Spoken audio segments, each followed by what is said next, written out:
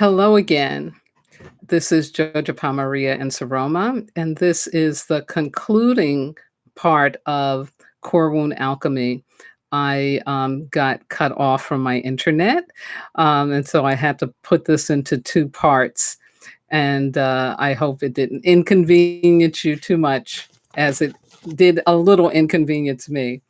But I got stopped in mid-sentence, so I just go back and say I just introduced this notion of an imprisoned heart and was talking about the characteristics of that. So I'll just repeat that again, hoping that the internet stays, and then I'll go into talking about the liberated heart.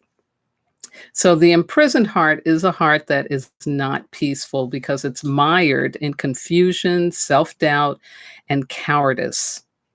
It constantly engages with fear and lacks the ability to relate through compassion, understanding, forgiveness, and unconditional love. It is weak because it makes the past and the future its present and shuts down emotions of both pain and joy. And in that numbness, it holds on to the pain and believes that the joy can never come. And again, this relates to my ministry of any pain that is not transformed will be transferred. So the imprisoned heart is a heart that is transferring pain.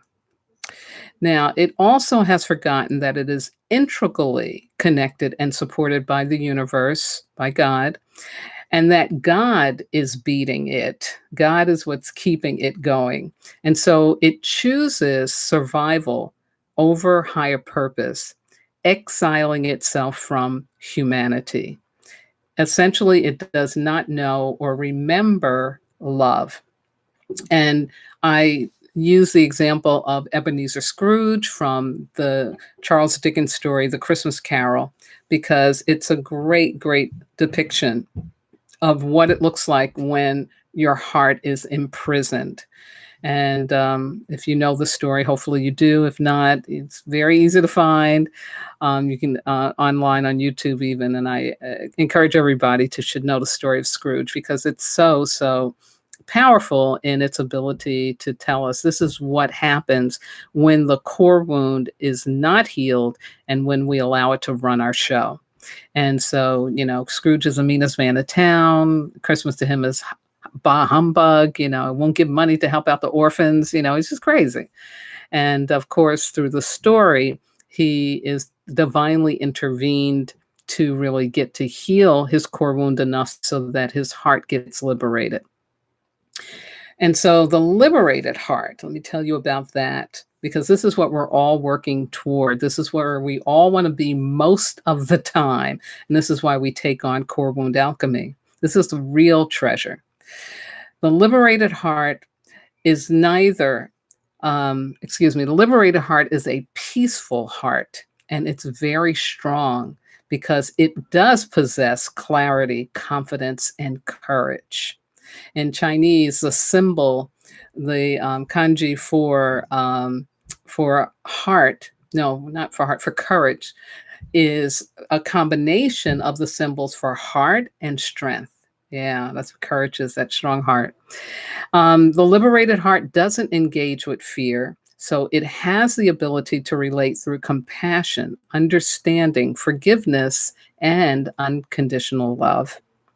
It is strong because it is present to emotions, both pain and joy, without holding on to them because it accepts the nature of change. It knows that everything is going to change. So it doesn't waste time, thinking that, oh, this joy will never come back or this pain is all that there can be. No, no, no, no. It sees everything is moving and shifting, and it wants to be present to that. The liberated heart needs no approval, and it doesn't want to control or be controlled. So it doesn't attract or accept codependent or destructive relationships. It does know, unlike the imprisoned heart, that it is integrally connected and supported by the universe, by God, by a greater order and direction. So it knows that it's not just here to survive, but to beat on purpose for the greater good of humanity. The liberated heart, it knows it is love. Yeah. Yeah. Very, very important.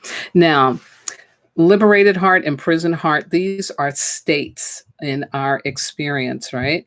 And they can change. It's like the moon, it waxes and it wanes, right? So at some point, you're feeling like, your heart is imprisoned. You're in that Scrooge state. You hate everybody and everything. Nobody loves me. Nothing's worth anything, whatever. But it's not going to stay that way unless you choose for it to stay that way, but it doesn't have to stay that way. And with the liberated heart, we can be in that place of really joy and happiness and peace, and we're present, but something bad could happen. We could experience a traumatic event, a sudden death of someone, an illness, and that really can shut your heart down and imprison your heart. But we can know that we can work to open our hearts up again, that we don't have to stay in prison.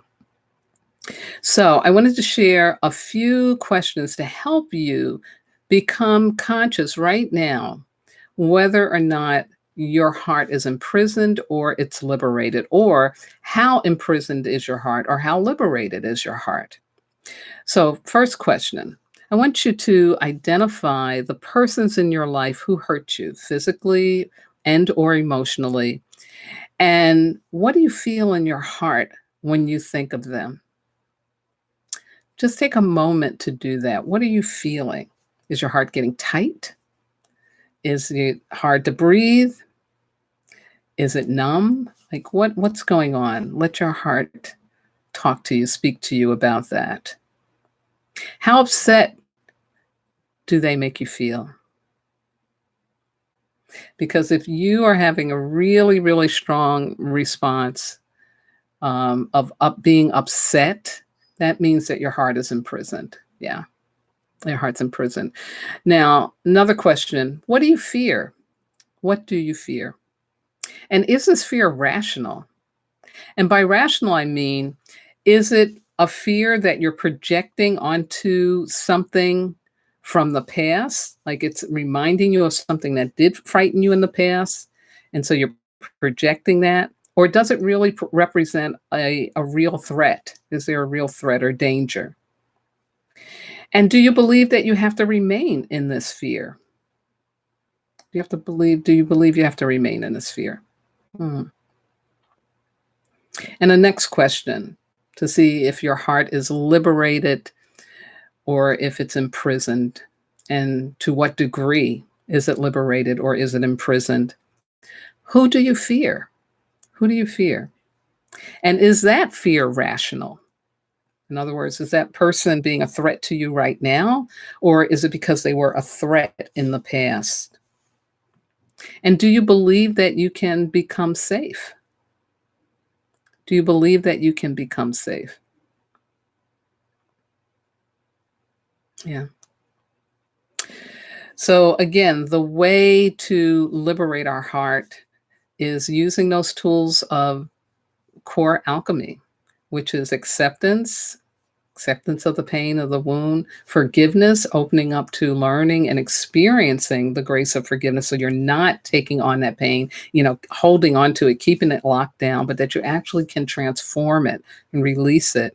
Self-mastery, which is a daily conscious practice of being willing to take on responsibility for what you're feeling, thinking, and believing, and that it's not based on anything external, nothing outside of you. You know that your power is within. And then with service, meaning that you really understand you have a purpose. You are here to share the best of yourself with the world, because that will make a difference. That will make a difference. So here's my challenge to you this week, my personal challenge. I'd like you to set an intention to have your heart liberated using the tools of Core Wound Alchemy. Make a depiction of your liberated heart. You can do a collage, you can do a drawing, you can sew something, knit something or crochet something, or you can find an object that you look at that and you say, yes, that's my heart liberated. That's what it looks like. That's what it feels like. And then you're going to place this item on your altar. And an altar just means a place that you're not putting dirty dishes. You're not, throwing stuff on there. It's a place that is really just for your sacred and spiritual practices. Yeah. And then I'd like you to begin each day for as long as it takes to promise the universe that you will pay attention to the signs of the experience of your heart as liberated. Yeah. So this is a conscious awareness, because until we really get what a liberated heart looks like and feels like and sounds like, you know, you can be confused. So the way that you want to get out of any confusion, you want to know what your liberated heart is. You have to be consciously aware. And the reason, of course, we want to do this is because we want to know the difference between a liberated heart and an imprisoned heart. You know, back to Scrooge, I'm sure he didn't think his heart was in a prison. In fact, I know he didn't. He thought he was right and everybody else was wrong, until them ghosts showed up, took him back into the past and said, yeah, you see that little 5-year-old over there being abandoned by his family? Yeah, that's who you really still are. You're still walking around like that. And so we do have to grow our consciousness about what is really going on. What is our truth? Like I said before, you have to have unbridled curiosity so that you can discover your truth, what is really going on. And then when you find out that there's some imprisonment going on with your heart, you can open up to have that shifted. Well, I want to thank you so much for watching.